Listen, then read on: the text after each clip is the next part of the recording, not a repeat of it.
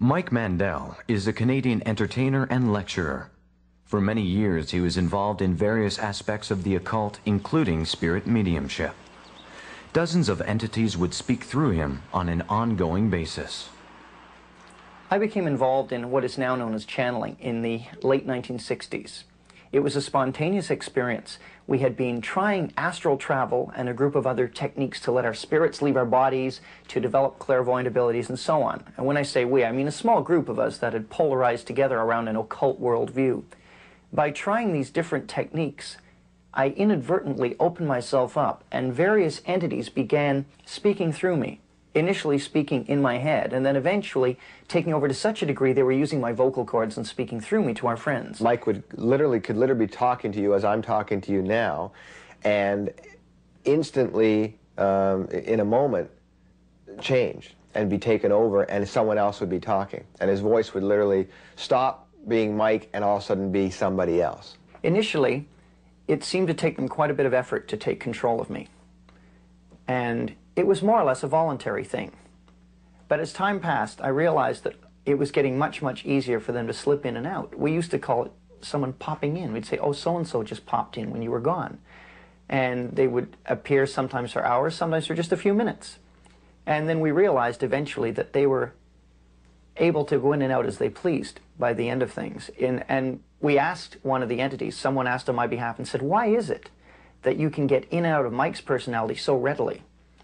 And they said something to the effect of, all human beings have a door that will keep other spirit beings out. And in most people's cases, the door is locked and barred and stapled shut and roped shut and sealed. And they said in my case, it was virtually hanging off the hinges.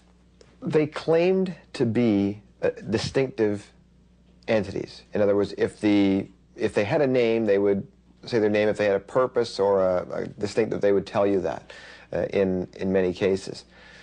But the range would range from very what we call low-level life forms that really didn't seem to have any purpose except to be pranksters, that sort of thing, on up to through the sort of human range, right on up to the what you call ascended masters, the wise, benevolent, powerful type entities, and the antithesis of that, the evil,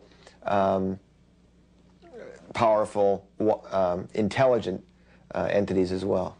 They claim to be ascended masters, highly advanced spirit beings, even on other planets, people on various astral planes who had reincarnated and then gone on to perfection, Tibetan Buddhists, people from the past. I mean, there was an entire realm of things that they called themselves. However, the common thread was they were all spiritually pure and were contacting our little group specifically to help us evolve spiritually. Warder often witnessed strange occurrences. He feared the darker controlling entities, one of whom regularly threatened him with knives. Still, he was fascinated by the spirit's powers. One evening when I was over at Mike's place, we were just sitting talking when all of a sudden one of the entities popped in and became visibly angry with, I think, primarily myself, and began ranting and raving. I can't remember the exact words he was saying, but he got up and sort of stormed off into the kitchen. My habit being to always follow Mike into the kitchen or anywhere where there were knives present. And so I just followed, but I was very concerned with what was going on. As I got to the doorway of the kitchen, Mike, quote, Mike was standing and had picked up 2 Coke bottles off the counter, 2 26-ounce Coke bottles, and held them both out in front of him and crushed them simultaneously, one in each hand. Then, unfortunately, Mike, the entity left, and Mike was not able to come back right away. And in that delay time, Mike fell forward into the broken glass, cutting his, I don't know if his hands were cut at that moment or when he actually crushed the bottles, but they were cut fairly badly.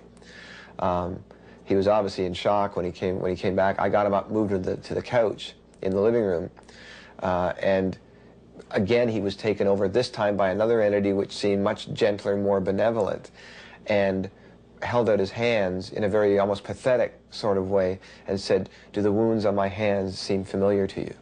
And now we had an entity who was claiming to be or imitating Christ.